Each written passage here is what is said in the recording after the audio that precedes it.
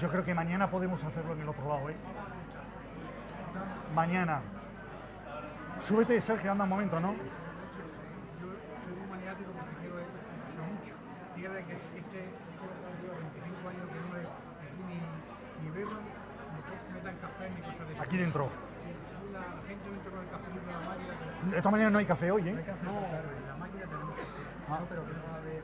No hay rato, no hay tiempo. Vale. Entonces, siempre si miramos, ¿Cuántos años tiene esto? ¿30? 25. No, 30 no, porque tuvo los 5 años. 25, aquí 25 ya. Vale. Bueno, más. Esto se inauguró en el...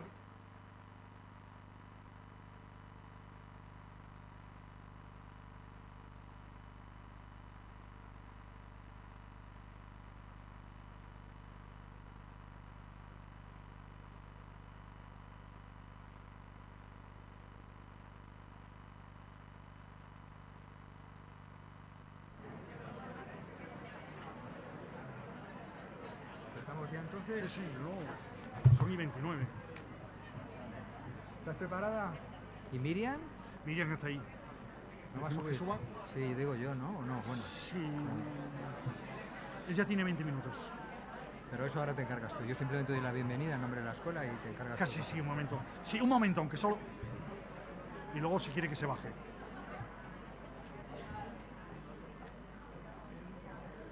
Un momento solo para que te vean y luego ya si quieres. Empieza Sara y luego vas tú. Tenéis 20 minutos y corto. Y luego tenemos otros 20 minutos de debate en conjunto. Pues vamos, ¿no? Buenas tardes a los que todavía no lleváis gorro y a los que ya lleváis chapela. Es un lujo estar aquí con todos vosotros. Esta mañana hemos tenido una sesión sencillamente emocionante en relación con lo que era la experiencia del satélite, y solamente yo quería daros la bienvenida en nombre del director de la escuela, de Joan Carles March. Joan Carles hasta esta mañana dando la bienvenida a los participantes en el satélite, y yo en su nombre os quiero simplemente agradecer mucho que estéis aquí y deciros simplemente que esta casa es la vuestra. Y os dejo con Juan.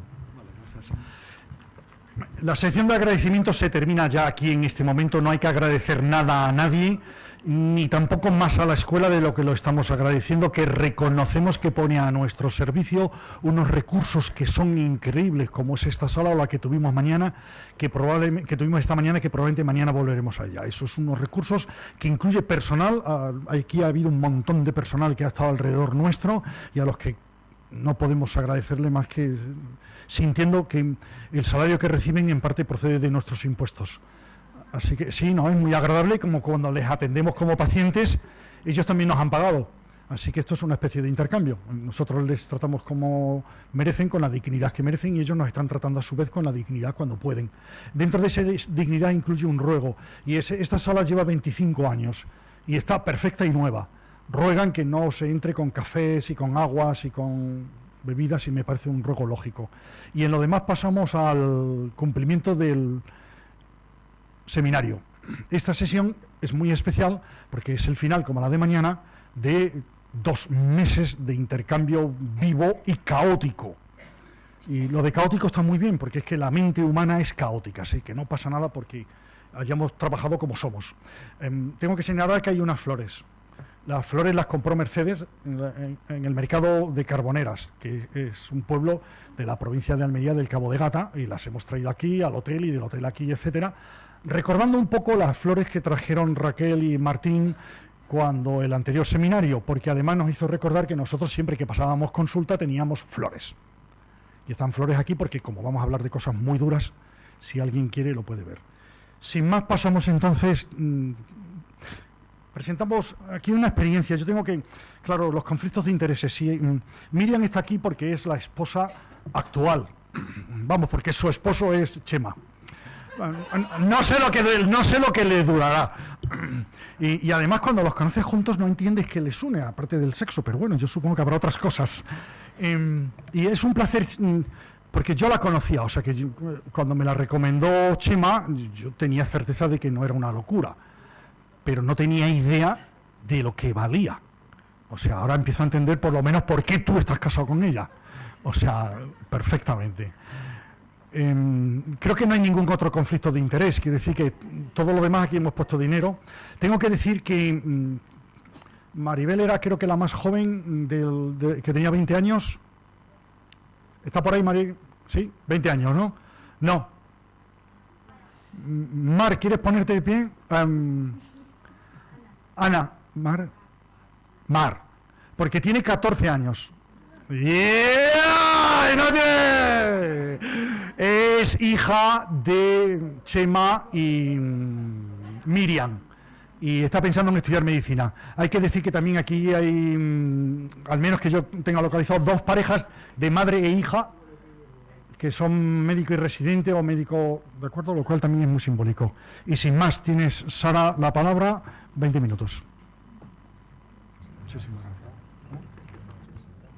¿Está enchufado esto? Sara es residente, es residente de Granada, de medicina de familia, y muy activa en farmacéuticos en su momento y finalmente decidida a participar, aunque al principio creía que lo que presentaba tiene muchísimo interés, Sara.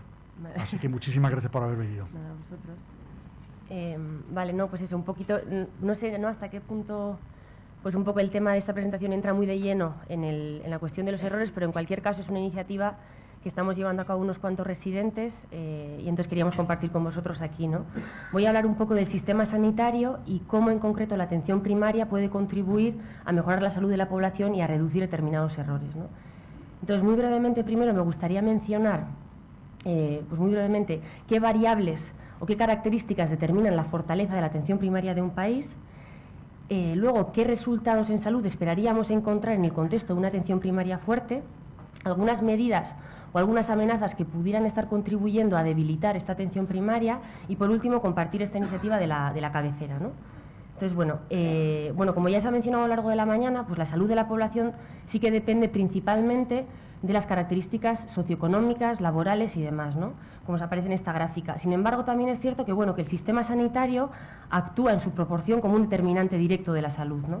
Y dentro de este sistema sanitario me voy a centrar un poco en la atención primaria, ya no como un conjunto de actividades clínicas y asistenciales, que también, sino como un enfoque, un modelo que constituye la base y también determina la forma de trabajar del resto de los niveles y especialistas, ¿no? Y además vemos que cuando hablamos de la atención primaria, esta gráfica de aquí incluso se desvirtúa un poco, porque además de determinante directo puede mediar el efecto del resto de los determinantes de la salud, ¿no? En la medida en que el acceso a una atención primaria pues también contribuiría a reducir o a prevenir algunas enfermedades que son consecuencia de los determinantes socioeconómicos de la salud. O sea que puede reducir lo que llamamos las inequidades en salud también. Entonces, pues bueno, puede tener un especial interés, ¿no? Entonces, bueno, cuando hablamos de la atención primaria, ¿de qué estamos hablando, no? ¿Cualquier atención primaria vale a la hora de mediar en la salud y en el resto de los determinantes?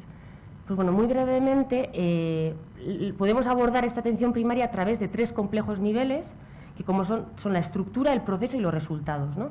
Y cada uno de estos complejos niveles tiene o contiene distintas variables que además se relacionan entre sí y van a determinar la fortaleza o la fragilidad de la atención primaria. Luego ya tendremos que analizar si la mayor o menor fortaleza se corresponde con mejores resultados en salud, menos error o lo que sea que queramos medir, ¿no? Entonces, en esto se plantean muchas variables y muchas distintas clasificaciones, son parecidas y es verdad que se han ido modificando y probablemente sean variables que también tengan que adaptarse a los contextos particulares. O sea, lo que nos interesa es medir al final el sistema sanitario, identificar estas fortalezas y relacionarlas con determinados resultados en cada caso, ¿no? Entonces, he seleccionado las clasificaciones que plantean 2 estudios concretos que voy a explicar un poco, porque bueno, sí que puede ser interesante saber de qué depende que esto funcione bien o mal, ¿no? Entonces, este estudio de aquí plantea lo siguiente, dice que la estructura de la atención primaria viene determinada por su gobierno, por la regulación económica y por el personal, mano de obra o fuerza laboral que le llaman, ¿no? Entonces, muy brevemente, en relación al gobierno, viene determinado por la existencia de políticas que promuevan una atención primaria descentralizada y con capacidad de gestión, que esté además provista de recursos, y cuando hablamos de recursos, pues tecnología, instalaciones, competencias al final, que esté integrada y coordinada con el resto de niveles asistenciales, y demás. Aquí un poco se explica, ¿no? El tema de las condiciones o regulación económica hace referencia un poco al modelo de financiación del sistema sanitario, que también parece que influye en la fortaleza de la propia atención primaria. Si es vía impuestos, si es asegurada, si es principalmente privada, o lo que sea, ¿no? El presupuesto total disponible también, tanto para la sanidad como para la atención primaria en concreto. El sistema de contratación y de remuneración de los médicos de familia en comparación con el resto de especialistas y demás. Y el tema de la mano de obra, pues cuestiones tales como pues si el principal proveedor de la atención primaria, si es un médico de familia, si es un internista o si son otros especialistas, si la medicina de familia está reconocida como una especialidad o no, si está, quiero decir, si está apoyada, si tiene organizaciones profesionales o científicas que un poco la respalden y apoyen, la capacitación pregrado, hasta qué punto se nos forma en esto o no en las universidades, y la presencia de departamentos de investigación y demás, pues todo eso también puede determinar, ¿no? En relación un poco al proceso, que sería esta segunda parte, viene determinada por estas 4 características que ya mencionábamos un poco en el texto, ¿no? Si lo habéis leído, entonces tampoco me voy a entretener mucho, pero básicamente parece que la capacidad o la atención primaria puede considerarse buena en función de su capacidad para satisfacer estas 4 características, ¿no? La accesibilidad, la longitudinalidad, integralidad y coordinación. Y creo que quizá en este esquema se recogen bastante bien. En esta franja de arriba estarían los pacientes en sus distintos estadios de salud de enfermedad, ¿no? Entonces, en primera línea, en contacto casi dentro de la comunidad, estaría la atención primaria, que es la accesibilidad, con capacidad de conocer y de seguir a los pacientes a lo largo de todos estos estadios y además también con capacidad, supuestamente, para responder a la mayor parte o a la gran parte de las necesidades en salud que vayan surgiendo a lo largo de todos estos distintos estadios. Y ya por último, el tema de la coordinación, pues que sería en relación, en conexión, bidireccional con otros niveles asistenciales, ¿no? Ya no derivaciones, sino bueno, pues una comunicación fluida, bidireccional, que permita pues, el seguimiento de aquellos pacientes que resulten un poco más complejos, ¿no? Entonces, este estudio de aquí describe todas estas variables que hemos dicho y también en qué medida las distintas características se relacionan entre sí y se potencian, ¿no? Entonces dice que que aquellos gobiernos o políticas que fomentan o que promueven una atención primaria fuerte consiguen mayor accesibilidad, mayor longitudinalidad y mayor coordinación. Que condiciones económicas favorables también se relacionan con mayor acceso, con mayor longitudinalidad y con mayor integralidad. Y que una gran o mayor fuerza laboral también se relaciona con algunas características de estos procesos, ¿no? Y que los propios procesos también se relacionan y se potencian entre sí para dar lugar a unos determinados resultados que luego ya analizaremos, ¿no? Este es un poco el primer esquema y el segundo es este de aquí. Se parecen un poquito, pero lo que identifica son 10 características básicas sin prestar demasiada atención a esta división estructura y proceso. Y con estas 10 características monitoriza la fortaleza de la atención primaria de los 18 países de la OCDE en el periodo 1970-1998. Entonces, las 10 características pues son la existencia de políticas o un poco regular el que los servicios sanitarios garanticen o se distribuyan de una forma equitativa, ¿no? Garantizar un poco la equidad, el tema de si el modelo de financiación y el proveedor de la atención primaria, la accesibilidad valorada en función de la presencia o no de copagos, la longitudinalidad valorada en función de la intensidad de la relación entre el médico de familia y la población a la que atiende, el primer contacto, es decir, el médico de familia como puerta de entrada, obligada o no, a la hora de acceder a otros especialistas, la polivalencia o lo que decíamos antes, la integralidad, si el médico de familia tiene competencias para responder a las necesidades más frecuentes en salud de la población, ¿no? El tema de la coordinación, el grado de coordinación con el resto de niveles asistenciales y ya por último si está orientado a la familia y también a la comunidad, ¿no? Entonces, en base a eso, pues un poco describe la fortaleza de la atención primaria de estos 18 países, que se describen en esta tabla. Dentro de cada grupo, quienes puntúan alto y quienes puntúan bajo, que están arriba y están abajo, esta es un poco la clasificación, ¿no? Según los puntos que obtienen en este ranking y la evolución en el tiempo. Vemos que dentro de cada grupo sí que hay cambios significativos y que muchas veces estos cambios están relacionados con políticas o apuestas concretas por la atención primaria, como pudo ser la reforma de la atención primaria que se produjo en los años 80, por ejemplo, ¿no?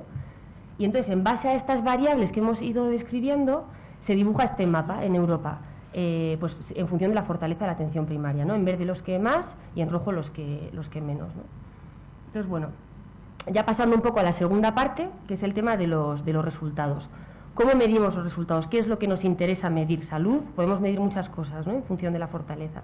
Entonces, por una parte, el tema de la salud se plantea que como la atención primaria, parte de sus competencias es la prevención y la detección precoz de algunas enfermedades, que cuestiones como la mortalidad prematura o evitable pueden ser especialmente sensibles e interesantes, ¿no? Entonces, Starfield sugirió en su día, y la cito aquí, que cuestiones como la mortalidad prematura por asma, cardiovascular y enfermedades infecciosas pueden ser especialmente sensibles a estas cuestiones de la atención primaria, porque tanto su prevalencia como su severidad dependen de la prevención, de la detección precoz, del seguimiento y de la coordinación con otros niveles asistenciales que parece que son características muy propias de la primaria. También valorar la calidad asistencial, la eficiencia, la equidad y lo que comentábamos antes del tema, pues eso, ¿no? En qué medida una atención primaria fuerte también puede contribuir a amortiguar un poco la iatrogenia y los errores, ¿no? En un contexto en el que además la actividad asistencial, como hemos visto esta mañana, pues parece que es causa de morbimortalidad importante, ¿no?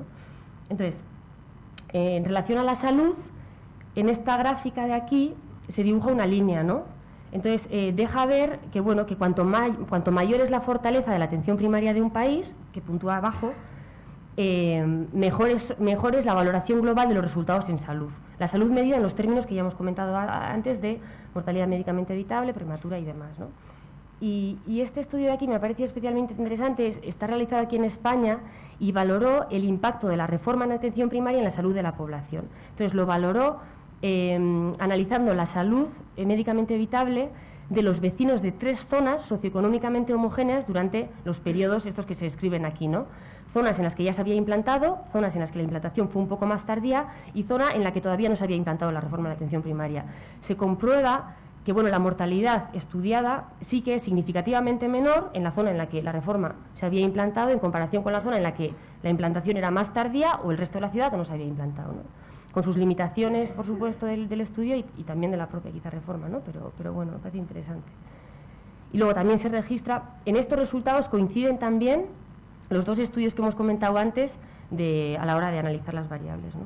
Mayor calidad asistencial, mayor eficiencia, mayor equidad y también parece que la atención primaria se relaciona en relación a los errores, se relaciona con menor número de hospitalizaciones, menor número de atención urgente, menor riesgo de sobretratamiento y también mejor detección de los efectos indeseables producidos por las propias intervenciones médicas, ¿no? Y esto pudiera explicarse por lo que comentábamos en el texto, el papel un poco del filtro, de la coordinación y de la continuidad de la atención. Entonces, muy brevemente, pues bueno, el filtro, lo que viene a decir un poco, el filtro selecciona los pacientes que van a someterse a una determinada prueba diagnóstica, ¿no? Entonces, si el filtro es suficientemente bueno, aquellos pacientes seleccionados van a tener una alta probabilidad de padecer esa enfermedad, con lo cual los resultados tienen baja probabilidad de dar falsos positivos y entonces resultan más seguras, ¿no? Entonces, en eso un poco consiste. El tema de la coordinación y de la continuidad, pues parece que cuanto más complejos son los pacientes, en el sentido de que tienen más comorbilidad y más patología mental, que parece que es un poco la tendencia, se tiende a consultar más o acudir más al sistema sanitario y también a ser visto por un mayor número de especialistas distintos. Entonces, en este contexto, el mantener la continuidad de la asistencia o de la prescripción y también el ponderar, o coordinarse un poco entre distintos profesionales contribuiría pues a ponderar las distintas opiniones de cada especialista y también evitar un poco pues repeticiones de exploraciones, de tratamientos y demás cosas, ¿no? Entonces, por eso un poco. Y ya está. Vuelvo un poco a este esquema, ya añadiendo el tema de los resultados. Nos parecía interesante porque, bueno, por una parte deja ver que la atención primaria no es una cosa quizás sencilla, ¿no? Que depende del buen funcionamiento de muchos factores distintos que tendremos que tener en cuenta quizá porque de ellos dependen, o de estos factores depende la capacidad que tenga la atención primaria y los resultados en salud que puede obtener, ¿no? Y además también nos parecía interesante porque permite situar las distintas amenazas o las distintas medidas políticas y quizá prever o medir sus posibles repercusiones en salud, ¿no? Entonces, alguien comentaba en el debate online que qué pasa cuando toda esta teoría choca un poco con la realidad, ¿no? Y con el contexto en el que vivimos ahora. Entonces, he intentado identificar algunas de las amenazas y situarlas en este esquema o en este mapa para poder un poco analizar o ver de forma más clara pues, sus posibles repercusiones, ¿no? Entonces, bueno, estaría por una parte el tema de la SOSI, área única o nuevos modelos de gestión quizá más centralizados, que podrían quebrar la accesibilidad, longitudinalidad y demás. Se trata un poco de ir hilando, ¿no? El tema de la inmediatez, como quizá medidas pues más tenidas en cuenta, ¿no? A la hora de evaluarnos y de valorar. La privación de recursos, incluso de centros de salud, en detrimento quizá de la accesibilidad a la primaria. La reducción presupuestaria, las contrataciones al 70%, las eternas sustituciones, un poco nada más termina la residencia, ¿no? Que más allá quizá de una precariedad que no es poco, pues pueden estar quebrando un poco esta longitudinalidad, perfecto, y también los resultados, ¿no? Y bueno, y otras cuantas, ¿no? El estatus profesional, la escasa formación pregrado en relación a la medicina de familia, y todo esto quizá también relacionarlo a un contexto histórico y cultural determinado, ¿no? Parece que las preferencias, las expectativas de los pacientes también influyen en la fortaleza de la atención primaria. Este estudio de aquí explica la influencia de tanto factores políticos, económicos como culturales y su influencia en la fortaleza de la atención primaria de los distintos países. Y se plantea una hipótesis y se confirma que aquellos países en los que la población prioriza el avance tecnológico, el avance científico, en detrimento un poco o en comparación con la accesibilidad, la longitudinalidad y otras características más propias de la primaria, cuentan con una atención primaria un poquito más frágil, ¿no? Entonces, pues quizá la fascinación tecnológica y de la que también igual se hacen eco los medios de comunicación también puede estar contribuyendo, ¿no? Y ya un poco por último, quizá, pues bueno, esto sea un poco una obviedad, ¿no? Para muchos de los que estáis aquí. Para nosotras yo creo que no lo ha sido tanto, que sí que nos ha servido un poco para reflexionar sobre estos temas. Intentar también conocer dónde trabajamos, en qué condiciones, ¿no? Qué aportamos y qué dejamos de aportar. Y también ha motivado un poco la iniciativa esta de la cabecera, ya termino.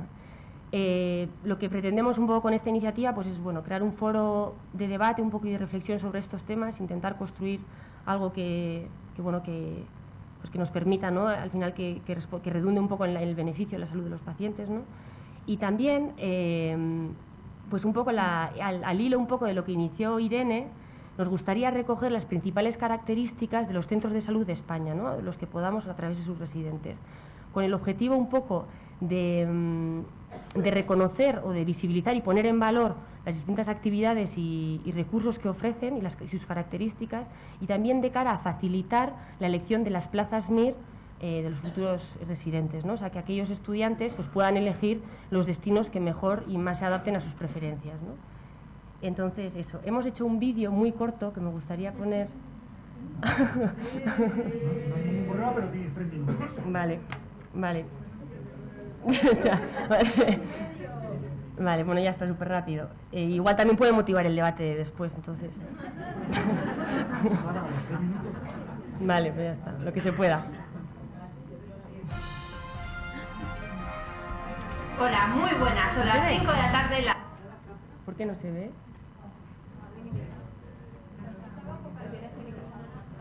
No, aquí yo lo veo. Tiene como...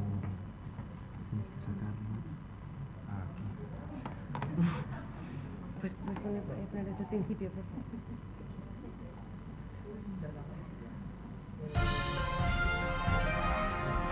Hola, muy buenas, son las 5 de la tarde, las 6 en Canarias. Bienvenidos al primer programa del noticiero La Cabecera, un espacio informativo de debate y reflexión. La Cabecera. Con motivo de la celebración del Seminario Internacional de Innovación en Atención Primaria, donde se dan cita científicos de toda clase, raza y cultura, hemos salido a las calles de Granada para dar voz a su población. Los pacientes ya no confían en su médico de familia. La atención primaria se está yendo a pique. Para dar respuesta a estas preguntas tenemos nuestra reportera callejera, María Bautista. Vamos a conectar con ella en directo. María, ¿me recibes? Bueno, aquí estamos en la Facultad de Medicina de Granada para preguntarle a los estudiantes acerca del valor de la medicina familiar.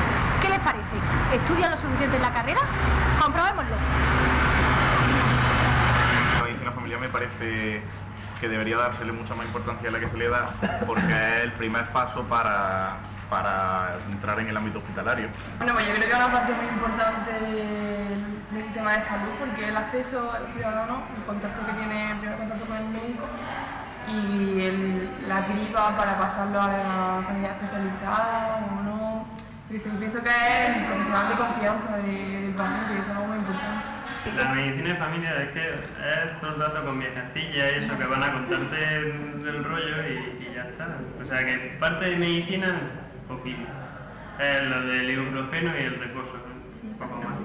Y eso, escuchar viejecillas que te cuentan sus penas. Y además explorando la bulla siempre y sin tener tiempo para nada. La verdad que sí, eso es otro factor importante. Son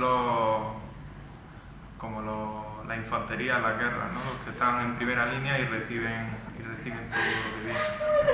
Personalmente no me atrae porque me parece una especialidad más monótona que otra, a lo mejor, ¿no? Pues yo personalmente pienso que es una de las cosas más importantes que hay ahora mismo, porque hay muchas personas mayores, hay enfermedades que no son graves, que se tratan en el hospital, pero que sí necesitan una atención continuada, y que el acudir a un centro de salud y tener unos profesionales que allí te atiendan y que sean competentes y que te ayuden, pues es fundamental, porque si no las urgencias hospitalarias estarían saturadas. Yo opino que es muy importante, ya que son los que más ramas tocan, y si no, todo el mundo iría a especialistas sin tener que ir a esos especialistas. Entonces se quedarían los hospitales siempre saturados, con mucha gente allí. ¿Y creéis que se estudia lo suficiente en la carrera sobre medicina familiar? Creo que se le da un poco de poca importancia. Poca importancia. Lo que yo he dicho de eso, que está muy poco valorada la medicina familiar en general, en comparación con otras especialidades, cirugía o tal. Para nada. O sea, yo soy de licenciatura porque soy el último año y no hemos tenido ninguna asignatura así enfocada a medicina de familia. Creo que Nos educan desde que entramos para ser especialistas en algo. Tú buscas ser cirujano, pediatra, hematólogo, pero vemos muchas veces la especialidad de medicina familiar como algo que queda para los que no tienen puestos para los especialistas. Yo lo veo mal, la verdad. Pues creo que específicamente no, pero así de forma general yo creo que una persona que sale de la carrera de medicina sabe de medicina. Bueno, la pregunta es, ¿qué especialidad elegiría? Pues no sé, la verdad, yo creo que trabajo. Pediatría. a mí me gusta mucho la neurocirugía. No tengo idea todavía. Yo hematología, patología cardiotorácica. Y aquí la gente definitivamente se niega, así que a la calle nos vamos. Bueno, y ahora estamos aquí en las calles granadinas para preguntarle a los usuarios acerca de qué opinan si pudieran ir directamente a su especialista sin pasar por el médico de familia. Así que indaguemos.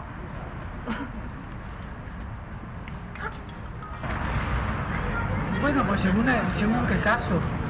Hay casos que sí puedes y te notas cualquier cosa, pero a mí un médico de cabecera que coordine todo me parece que está muy bien. Hombre, el médico de familia también está para orientarte y mandarte al especialista indicado.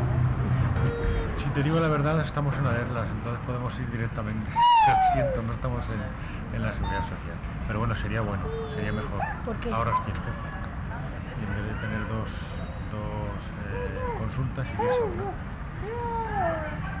Es mejor. Pues sería fenomenal, vamos. ¿Por qué? Pues porque te ahorra tiempo, a ver, que se pasa muy mal en el hospital esperando que te toque y vamos, que sería un ahorro de todo y además que sería genial. Es que pienso que el médico de familia es el que tenía que hacer ya, ¿no?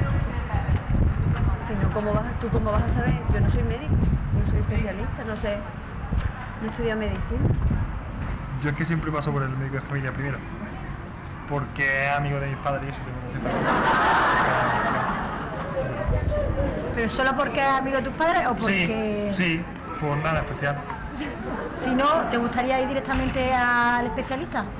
Sí, ¿no? Sería más rápido, ¿no? Así de esa forma, ¿o qué? ¿No? Sería más, ¿no? Se agilizaría antes, ¿no? ¿El proceso o qué? Digo yo. Creo que es importante pasar por el médico de cabecera. ¿Por qué? Porque creo que él deriva donde cree que el enfermo deba ir. Y eso. ¿Usted? Lo mismo, pienso que lo mismo, que filtra un poquito las cosas. Entonces debería de pasarse. No, es una tontería. O sea, que iría al médico Para de toda la familia. vida, claro. Al de Ya familia. está. Una cosilla que se te rompe la mano. Bueno, una cosilla, pero en general, para cualquier cosa. Para cualquier cosa, el médico de toda la vida. Hombre, pues no sé, a lo mejor no es necesario, ¿no? Porque hay muchas cosas que son muy básicas, ¿no? Yo para qué tengo que ir al especialista por todo. Estaría que no daría abasto, ¿no? Abusaría un poquillo, ¿no? Como hace mi tita. Y al especialista que tú necesitas y punto, que para eso bien pagamos. Pues creo que sería mucho mejor, porque el médico de familia no tiene mucha idea de la cosa. Pues yo creo que sería un paso adelante. Un paso adelante, ¿no? Muchas veces hace falta una atención un poco más directa, que sin pasar por el médico de cabecera, que a veces simplemente una traba que va allí y dice, oye, tal, un paso innecesario a veces. ¿Crees que se ahorraría tiempo? Sí, tiempo y dinero, evidentemente. Son horas de uso y es en pro de la eficiencia, en pro de el mejor uso de los recursos, más bien. Muchas gracias, María. Buen trabajo. Con estos datos tan inquietantes nos despedimos. Bueno. Gracias, ¿eh?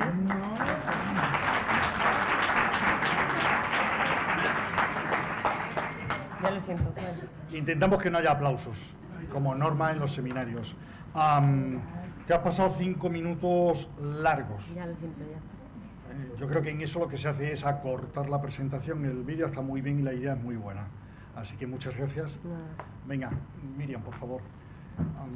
Miriam es ginecólogo, no hace falta ya insistir en ello. Y además trabaja en un sitio muy raro de España que se llama Mahón, que es solo de España desde hace poco. Es decir, que antes era inglés y todavía se les nota, ¿eh? O sea, si te mueves por Mahón, la gente sigue siendo rara. Pero Miriam no es es santanderina. Tiene la palabra. ¿Dónde está Sara? ¿Dónde estoy?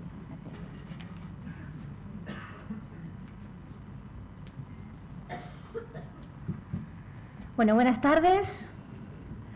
Yo sí que voy a agradezco de corazón la invitación de Juan, ¿eh?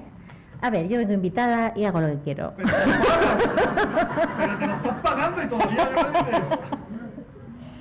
Agradezco tu invitación porque pensaste en esta ginecóloga de trinchera, que es lo que soy, para exponer no sus conocimientos y habilidades, porque si no hubieras invitado a otros que valen mucho más que yo, sino su sentir y su vivencia con respecto a los errores y fantasías. Deduzco pues que mi facilidad para el striptease emocional ya es bastante famoso, ¿no? También de corazón agradezco vuestras muestras de afecto y la acogida que me habéis dispensado en el seminario online todos. Ser invitada a un SIAP es todo un honor, pero ser una especialista focal o cachitóloga, hospitalaria, invitada a un SIAP es como ser un culé invitado a una junta de socios del Real Madrid.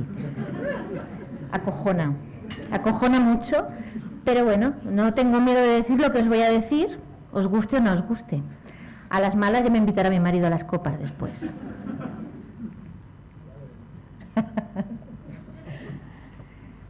Soy ginecóloga, soy hospitalaria, aunque sea de un hospital pequeño, y estoy muy orgullosa de serlo. No soy la mejor ni la peor, ni hago lo mejor ni lo peor, pero tengo claro que hago lo que me gusta, aunque me quite vida, como habéis podido comprobar en los mails. Admiro y aprecio vuestra especialidad, la conozco bastante bien, pero no es la medicina de familia, como dijo alguien en el seminario, no es mi lugar en el mundo. Yo hago otras cosas, me gusta más hacer otras cosas. Yo soy transversal, no soy longitudinal, soy intensa y soy breve. Recibo, diagnostico, explico, resuelvo, consuelo, alivio, pero es solo un ratito el que me dejan o el que me dejen.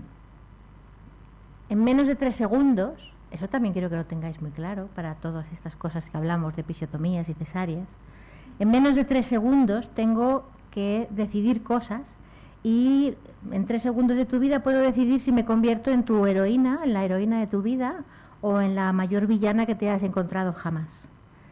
Y dependerá no de lo que hagas, sino de los resultados que tengas.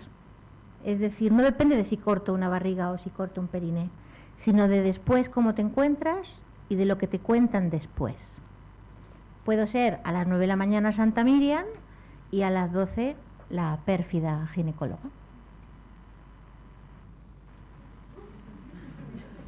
Lo he puesto porque se parece mucho a mí. Lo de la perfidia viene, Rosa y Elena, no sé dónde andan por ahí, viene del making of de una actuación estelar que tuve en un vídeo suyo, que algunos médicos de familia pudisteis ver, en la que actuaba de médico de familia. Y la perfidia me viene de perlas para hablar de la comunicación con la primaria. Hemos comentado online la importancia de la comunicación entre los dos ámbitos para evitar errores.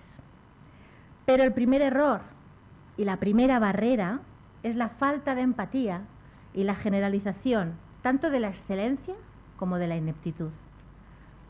Duele muchísimo leer que los ginecólogos somos, con eufemismos o sin eufemismos, torturadores de mujeres, acosadores, ejecutores de violencia de género, ladrones de pacientes, mentirosos, corruptos, avariciosos, vagos.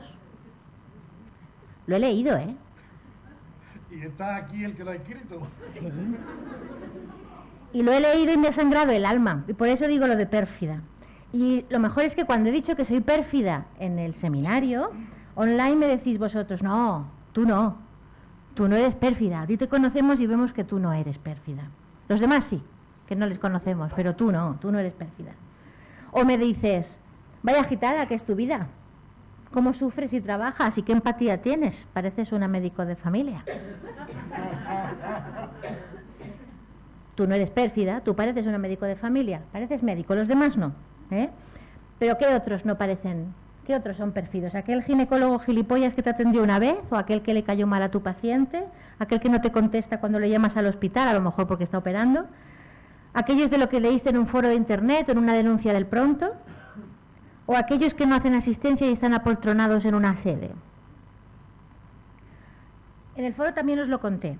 Mi padre, cuando me fui a Cataluña a hacer la residencia, yo soy de Santander, y cuando me fui a Cataluña a hacer la residencia me dijo, en el mundo hay un 20% de gilipollas, siempre.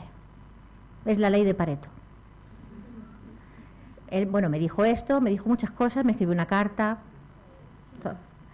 Y me dijo, y ese 20%, el problema que tiene es el que sale en la tele y el que grita más. Y ahora en las redes sociales, claro.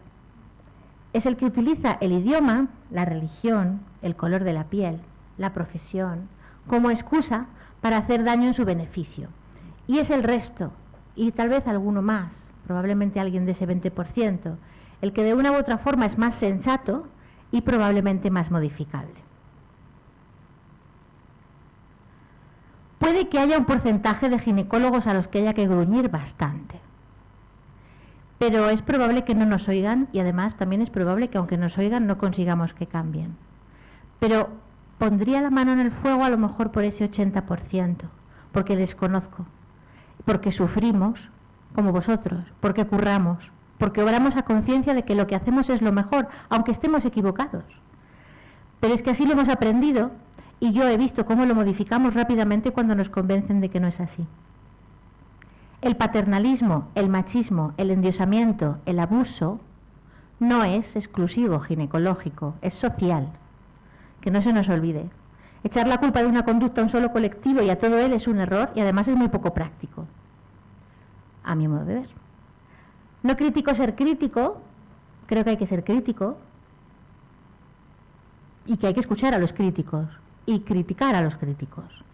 Las minorías pensantes disidentes son las que cambian el mundo, las que hacen que movamos el mundo y las que hacen que cambiemos las cosas. Pero por favor, críticos del mundo que estáis aquí sentados, afinad vuestros tiros, no me lancéis misiles, bombas H, sino ser un poco más dirigidos. Al menos, a mí es que me duele mucho. Sed un poco asertivos, que sois vosotros los que me habéis enseñado lo que quiere decir eso. Las generalizaciones, además de ser poco útiles, duelen mucho. Pero es que además, o lo mismo que a los cursos de actualización nunca acuden los que necesitan actualizarse, las críticas nunca las den aquellos que necesitan cambiar. Si yo ahora os digo que todos los médicos de familia son guardias urbanos y dispensadores de recetas, a que os hierve un poco la sangre. Y si yo os digo que conozco a uno que es así, o a dos, o a lo mejor a 100, ¿podéis levantaros y decirme que eso es mentira? ¿Por cuántos médicos de familia pondríais la mano en el fuego? Todos tenemos alfombras que sacudir en casa. Y bueno, rota esta lanza por los ginecólogos del mundo y pretendiendo el inicio de una bonita amistad de nuevo, después, vamos al tema. No voy a definiros error, tranquilo, ni fantasía, ni estrategia, ni os voy a hablar del Eneas. Sabéis mucho más que yo de todo eso, lo habéis leído online, lo hemos comentado online, y lo que sí quiero enseñaros es las conclusiones de la encuesta que os prometí que haría a mis compañeros del hospital, y después, basado en ellas, exponeros los puntos que considero más importantes y que pueden ser objeto de propuesta y debate, si os apetece. Hice una encuesta, y como corresponde a mi modo de ser ginecológico, el resultado fue breve e intenso. Mis compañeros me dieron más información sobre errores y sobre el estado de las cosas con los comentarios que me hicieron al realizarla que realmente con las respuestas de sus hojas. Antes de nada, he de deciros que en Hospitalaria, en nuestro hospital, tuvimos durante unos años una unidad de calidad que englobaba la seguridad del paciente, con un equipo muy válido que trabajó bastante y nos machacó bastante. Sus responsables que realizaban actividad asistencial fueron relevados por varios motivos, ninguno era su propia voluntad, y por personal no asistencial. Entonces, bueno, hemos sufrido un cambio en cuanto a la concepción que podemos tener de la seguridad del paciente. Elegí 20 encuestados y recogí en un día de guardia, dije al azar, día de guardia, voy a elegir unos cuantos. Intenté que fuera una muestra un poquito heterogénea y coger varias especialidades y varios tipos de persona. Les expuse lo que quería hacer y mostraron un gran interés por el tema y por realizarla.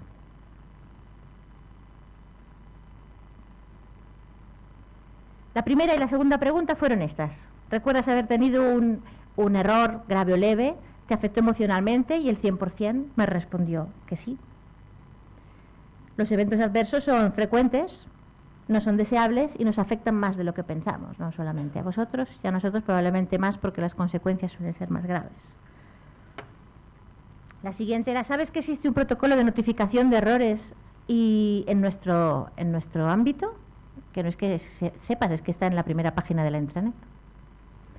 Y lo que me llamó la atención es que un 23% me respondió que no. Y todos eran de mi servicio. El 86% notificaría sus errores en un registro, pero solo el 27% lo ha hecho alguna vez.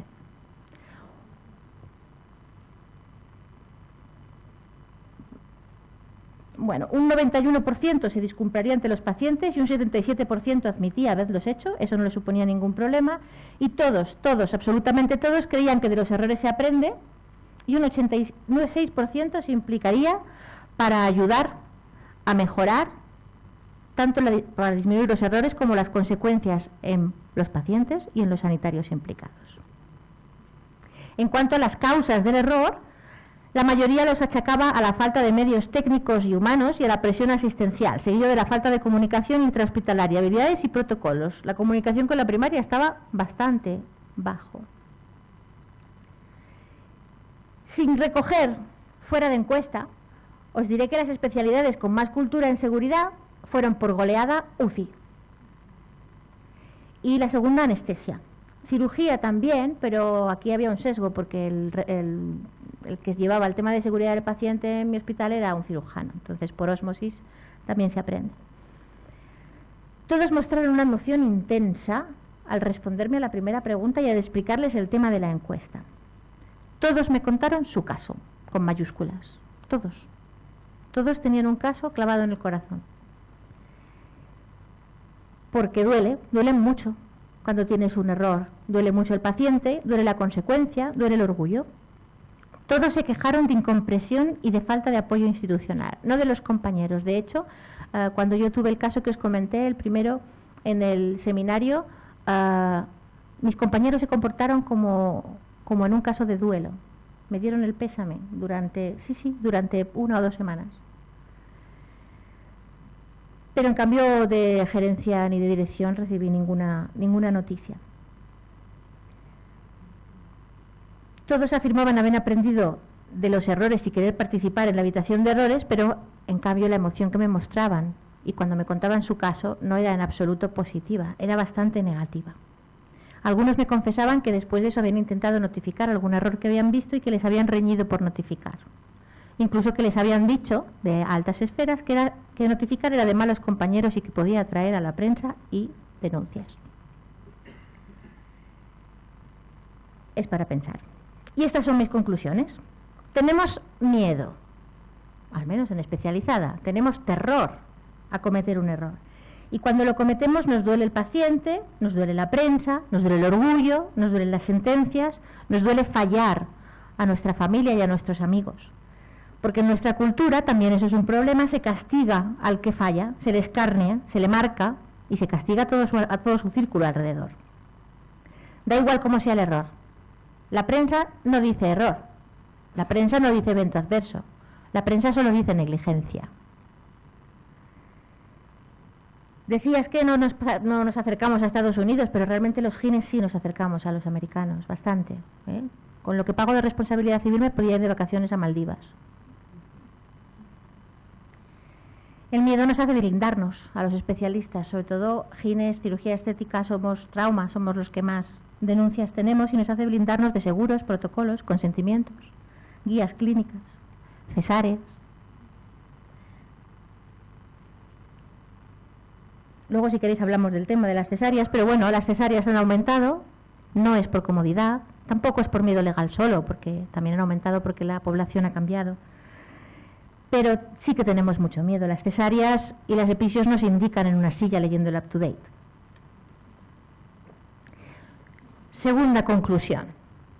Nos falta cultura de seguridad del paciente. Solo lo tenían los de UCI. ¿Por qué? Porque son los que participan en las sesiones de seguridad, porque son los que más errores detectan, porque son en los que el error por la vulnerabilidad del paciente tiene consecuencias mucho más graves. Nos sobran buenas intenciones, nos sabemos falibles, pero fingimos infalibilidad porque nos castigan si no lo somos. Y estamos, en vez de aprendiendo a solucionar y evitar los errores, a ocultarlos.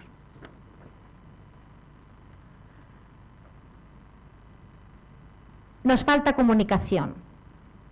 Yo creo que nos falta comunicación. Vale, lo cumpliré. Vivimos y trabajamos en un ambiente sanitario cada vez más hostil y complejo, con enemigos en casa, falta de comunicación intra y extrahospitalaria, falta de sensatez de los cargos y también hostilidad en la calle, los medios y hostilidad judicial, que nos obligan a trabajar con miedo y con pocas recompensas emocionales. Entonces, os propuse unas preguntas en la ponencia y ahora os propongo otras, porque he cambiado. Mis preguntas son: ¿podemos exigir un trato justo en los medios y denunciar la información no contrastada? Hemos comentado recientemente un caso que ha habido en Menorca y la verdad es que, cuando un caso de error médico sale en la prensa nos ponen el nombre, el apellido, la dirección, donde trabajamos. En cambio, a un terrorista o a un asesino le ponen las iniciales y le ponen el adjetivo presunto delante. ¿Podemos exigir la especialización judicial? Mercedes habló del tema de cómo funciona en Nueva Zelanda y me parece fantástico. Pedís un marco legal más pacífico que probablemente permite un trabajo mucho más adecuado, que era lo que yo comentaba en la ponencia de hacer de médico. ¿Podemos hacer de la calidad y de la seguridad del paciente nuestros mejores aliados y acicates de mejora? ¿O nos van a seguir diciendo que eso es de malos compañeros?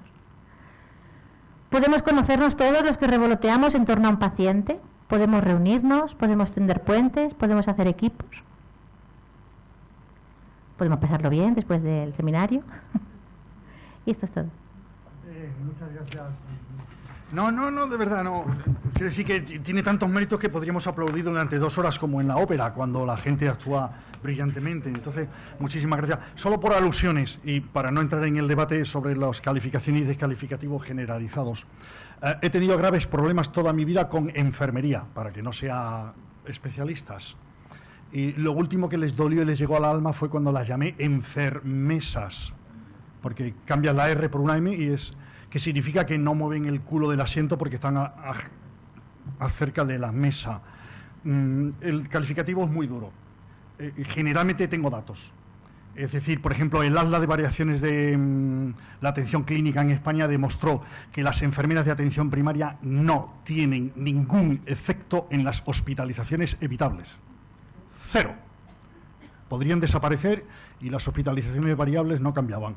Cuando eso se dice a la profesión, no es uno, no hay excepciones. Es la profesión la que, por supuesto, siempre hay quien se salva, la que debe responder, porque es un problema profesional. Por cierto, los médicos de familia tenían impacto solo en 2 de las 10. Y el otro día he comentado que en diabetes lo hacemos fenomenal, médicos y enfermeras y endocrinólogos, pero la tasa de amputaciones de las extremidades inferiores de los pacientes españoles es 4 veces la media de los países desarrollados. Así que alguien nos lo tiene que decir y lo estoy diciendo yo. Muchísimas gracias por tu atención y precioso el remate que has dado. Está abierto el debate, tenemos 10 minutos, un poco largo, 15. No tienes que estar aquí, yo voy a gobernar para vosotras dos tenéis que estar solas. Entonces, preguntas y tenemos tiempo, ¿eh? O sea, que 10 minutos ya hay tiempo de sobra porque no son 10 sino son...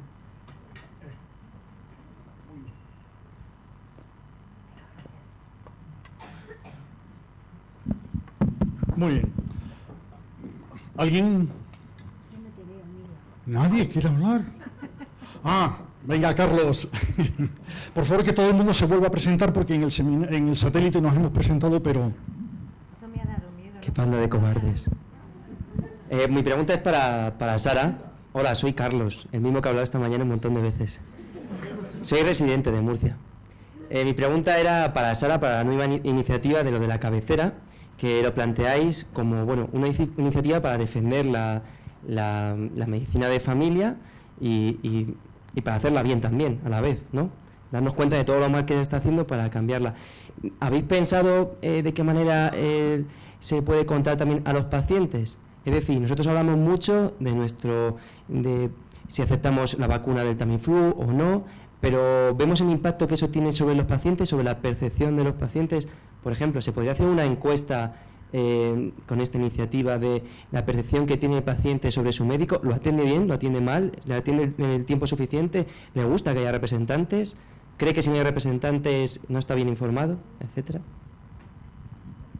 Claro, sí, o sea, me parece muy interesante, ¿no? Al final hacer llegar todo esto a la población. Sí, de hecho, en el vídeo también ya se ve un poco, ¿no? Se intuye que hay percepciones de todo tipo y hay mucha desinformación, yo creo. Entonces, en la medida en que nosotros nos informemos y creemos, ¿no? y pongamos en marcha el grupo, pues supongo que también puede tener repercusión un poco a la hora de informar o por lo menos estar documentados para poder documentar, ¿no?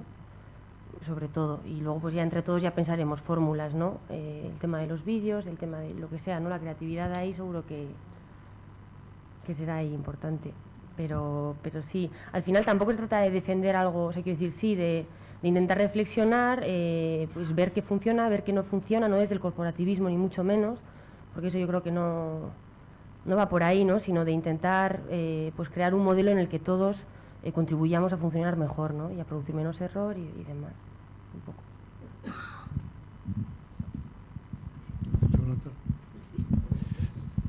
Buenas tardes, soy Juan José Rodríguez Sendín y soy el presidente de la Organización Médica Colegial. Me ha encantado escucharos. Una cuestión. Te ha faltado al final, desde mi punto de vista, hablar de dos cuestiones que yo creo que es la causa de toda la playa de cuestiones que has expuesto, que es la falta de un baremo sanitario que nos permita que la última indemnización por un error de un ginecólogo, precisamente cerca donde tú estás, no voy a decir quién, haya costado casi 4 millones de euros. Es decir, esto es un problema, pero hay otro mayor, y es que este ginecólogo, aparte de pagar los 4 millones de euros, que por cierto en España se paga bastante más barato que en Italia, por ejemplo, bastante más, es que le han fastidiado su reputación en un santiamén.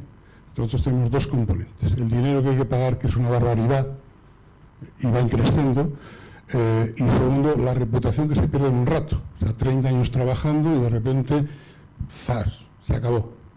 El sufrimiento que supone con la pena de banquillo, porque cuando sale un ginecólogo y se anuncia de que ha tenido un error, está un montón de tiempo sufriendo Yo soy médico de familia, o sea que no hay connivencia, no hay... está sufriendo y cuando resulta que no es culpable, que es su prestigio, sale solamente un poquito así. Esto es la realidad.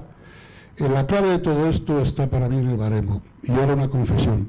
Llevo 18 años intentando, en 7 ocasiones, la última hora, conseguir un baremo de daños sanitarios. ¿Sabéis por qué no se consigue? A medida que aumenta el volumen del negocio de las aseguradoras, aumenta el porcentaje de dinero con el que se queda. Esto se ha convertido en un profundísimo negocio que es lo que condiciona tanto el miedo, que está justificado, es una amenaza permanente, como los grandes costos. Solo un matiz. Creo que pagáis en torno a los 1.400 euros al mes. Bueno, ¿sabéis lo que paga un italiano? Por unas indemnizaciones solamente un 25% superior. En este momento un italiano paga 26.000 euros un ginecólogo, en este momento. He estado allí, al año. Ganan un 60% más que nosotros, pero 26.000 euros no son 1.400. Esto quería decirlo porque si no... Pero la reputación es muy, muy, muy importante, que es donde está el gran miedo, porque te destroza la vida, ¿no? Es que te la puede destrozar no solamente reputación. No sé si se oye, no creo que no. Ahora sí. No solo reputación, es que también hay amenazas vitales. ¿Cómo quieres decir? ¿No he entendido? Es decir, yo desgraciadamente he tenido que vivir un caso, no en mis carnes afortunadamente, pero sí, que por un... bueno, en el colegio el pobre hijo del ginecólogo en el colegio fue agredido, insultado, etcétera, porque salió en prensa. Caramba. ¿Recuerdan las tribus más primitivas que todavía no tenían cerebro? Sí. Bueno, más preguntas, sí. Mónica.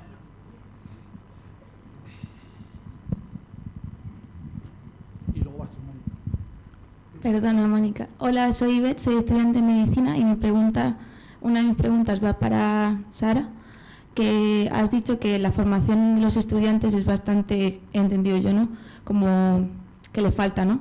Y te iba a preguntar qué alternativas propones tú en cuanto a la formación de los estudiantes y qué papel jugarían los estudiantes en el proyecto que estáis montando, porque no me ha parecido que, como somos el último eslabón, como siempre, pues parece que no contamos, ¿no? Entonces quería preguntarte así en plan buena onda y tal. Y luego Miriam, sí, yo fui la que comenté el hilo sobre las episiotomías y todo eso, y era porque he estado leyendo mucho al respecto y justamente fui a una charla en la Fundación Neuroárabe, que si en algún momento se sintió agredida por mi parte, que lo siento mucho. No.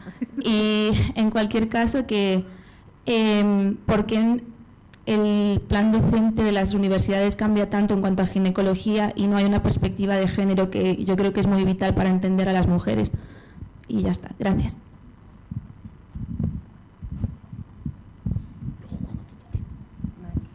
Pues respondiéndote un poco, pues quizá, a ver, sería también cuestión de echar un vistazo a ver qué es lo que pasa en otros países y cómo lo hacen, ¿no? Si lo hacen mejor o no.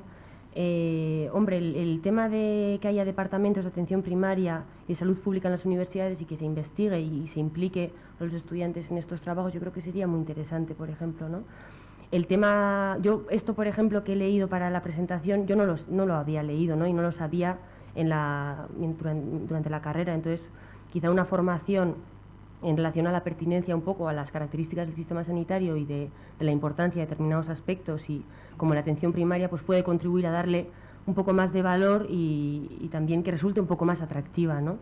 Por ahí quizá muy abierta a todo tipo de ideas y sugerencias y también de que los estudiantes participen, ¿no? O sea, yo creo que sería crear alianzas ahí sería súper importante, ¿no? Porque de hecho es un terreno, yo creo que si no entra en las universidades pues lo tendremos difícil porque ahí es donde empieza todo, ¿no? O sea, que totalmente abierto, vaya, claro.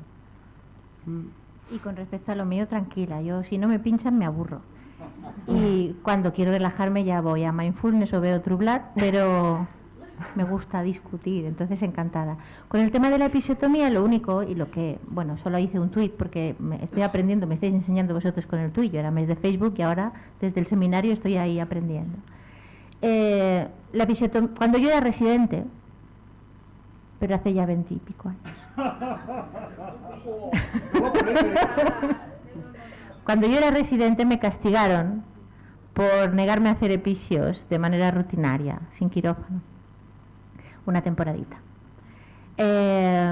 Entonces se hacían episodios rutinarias, pero eso fue hace 20 algo años. Sí. Ahora no. Lo que es eso, lo que indicar una episiotomía son 3 segundos. Es decir, una episiotomía no se indica porque esta paciente es plum, plum, plum, plum. No, una episiotomía se indica con la cabeza coronando y dices, a ver, ¿la evitaré el desgarro de 4º grado o no se lo evitaré? Porque claro, un desgarro de 4º grado sí que tiene consecuencias. La episiotomía tiene consecuencias, pero el desgarro de 4º grado son terribles. Entonces, es en ese momento en el que se indica. Yo creo que ahora, al menos en mi ámbito, se utiliza de manera muy sensata. Quería un segundo. En el debate de esta mañana se han empleado datos generales, pero bueno. Añadir una cosita a lo que me decías, o sea, que yo estoy respondiendo aquí si alguien, no, porque en el tema de la cabecera, como hay mucha gente también más participando, que quiero decir que las preguntas también se pueden responder por más gente, ¿eh? Mónica. Yo soy Mónica Terán, soy médico de familia en Barcelona y soy vocal nacional de médicos en formación del Consejo General. Mi pregunta es para Sara, que has comentado que desde la cabecera tenéis una iniciativa de incluir información sobre centros de salud, no sé si lo he entendido bien, sí. Para ayudar a los residentes a escoger centro de salud, ¿es así? Sí. ¿Y cómo habéis pensado recoger los datos y qué datos en concreto queréis reflejar? Vale, pues hemos diseñado una encuesta un poco que recoge, a ver si recuerdo, principalmente la integralidad, ¿no? O sea, qué servicios o qué competencias tienen en cuanto a ecografía, cirugía menor y demás, o sea, qué cuestiones recogen, las características de la comunidad a la que atienden, investigación, y si se promueve la investigación, si hay docencia, las sesiones clínicas que se llevan a cabo, ¿qué más cosas? Un poco creo que esas, principalmente si se realiza la actividad comunitaria, o sea, el trabajo con la comunidad, si se lleva a cabo se promueve un poco, y básicamente creo que esas cuestiones por ahora. Sí, la docencia, la investigación, las actividades que se llevan a cabo y la población a la que atienden. ¿Y cómo recogerlo? Nos gustaría quizá que en el proceso participaran los residentes del propio centro de salud, ¿no? Entonces intentar también implicar y de esta forma también darse a conocer, ¿no? Pues quizá, pues no sé, ¿no? Entrar en contacto con algún residente de los centros, promover sesiones de esto de la cabecera en los centros y aprovechar un poco esto para que los residentes lo recogieran y en la página web que estamos intentando hacer se pudieran registrar y a partir de ahí tenerlo un poco más visible. La idea, a ver, La última pregunta por... No.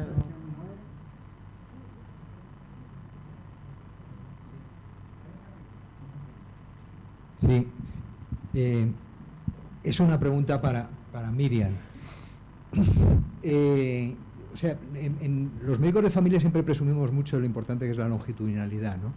Es como una especie de nuestras señas de identidad. Y yo creo que tú has expuesto magníficamente lo tremendo que es la transversalidad, en el sentido de que yo creo que la longitudinalidad te protege por el hecho de que conoces bien a los pacientes, cosa que no ocurre con la transversalidad, pero por otra parte la transversalidad te deja completamente a la intemperie. Entonces, en ese sentido, yo no solamente por lo que has contado hoy, sino por los casos emocionantes que has contado durante todo el debate virtual, me imagino que el nivel de sobrecarga emocional que supone estar permanentemente sometida a ese tipo de presión debe ser tremendo. Entonces no me interesa tanto la cuestión de qué pasa cuando se comete un error y eso tiene consecuencias y esas consecuencias acaban en tribunales o cosas por el estilo, sino cómo lo vivís los especialistas que permanentemente estáis sometidos a esa transversalidad. Me refiero, en Estados Unidos, en todos los hospitales hay las Morbidity Mortality Commission, donde hay discusiones sobre los casos de error. ¿Tenéis algo en relación con eso en el hospital? Y luego contabas, y la segunda pregunta muy rápida, contabas muy bien el nivel, podríamos decir, de solidaridad profesional ante una situación de una emergencia tremenda. ¿Crees que eso ocurre también en hospitales grandes? Gracias. Con respecto a... ¿Cuál era la primera pregunta? Si hay comisiones en... No, sí, te la he respondido con la cabeza mientras me lo ibas diciendo. No, y de hecho es una cosa que se ha propuesto. Yo no, lo ha propuesto un compañero a raíz del problema mío que tuvimos el otro día con la inversión uterina. Y no lo hay. No hay. Supongo que en otros hospitales sí, pero en el mío no. Sí, yo creo, a ver, yo la verdad es que no he trabajado en un hospital muy grande nunca, en un hospital de tercer nivel. Yo hice la residencia en Girona y allí sí que había solidaridad, pero desde luego como la que hay en un hospital pequeño no existe. Es decir, a mí eso me llenó, sí, me emocionó el caso, pero sobre todo me emocionaron mis compañeros. O sea, yo pegué el grito de socorro a las 8 de la tarde, llamando a casa de mis compañeros, y vinieron. Eso no está compensado económicamente ni nada, ellos vinieron porque me vinieron a ayudar. El turno que había de tarde que cambiaba se quedó. O sea, y todo fue de manera voluntaria. Eso para mí es súper emocionante. Te sientes médico, te sientes como si estuvieras en MASH, ¿no? Esa emoción, ¿no? Y cuando sale bien te sientes muy bien. Y yo creo que en los hospitales grandes no debe ser tanto. Hay mucha más competitividad, hay mucha más competencia, no se conocen tanto. Pero ahí, claro, a ver, yo como especialidad soy transversal, pero vivo en Menorca. Es decir, yo me encuentro a una paciente que he atendido hace 10 años en el súper y me lo recuerda. O sea, un poco de longitudinalidad tengo, inherente al sitio donde estoy. Muy bien. Muchísimas gracias a las dos. Empezamos con los casos clínicos, si no os parece mal, y vamos a seguir el orden por el que se enviaron. Así que lo recordáis, pero lo recuerdo. El primero es Elena, segundo Aina, tercero Beatriz, María José, luego yo, Rosa, Maxi y Ana. Ese es el orden. Así que Elena, tienes la palabra. Espera, espera que entienda.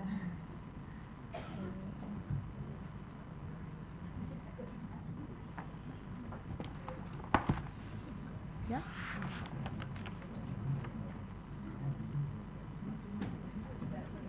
¿Sí? Ya, ¿no? Vale. Bueno. Un breve paréntesis para situar la historia que os contaré. Se remonta a hace 5 años, cuando yo estaba en mis últimos meses de residencia, periodo prevacacional de Navidades. Y esta es una historia que bueno, está escrita a 2 manos, las de mi tutora y las mías. Tiene un alto contenido de memoria, que bueno, supongo que también puede contener errores no detectados. Bueno, y ocurre en un centro de atención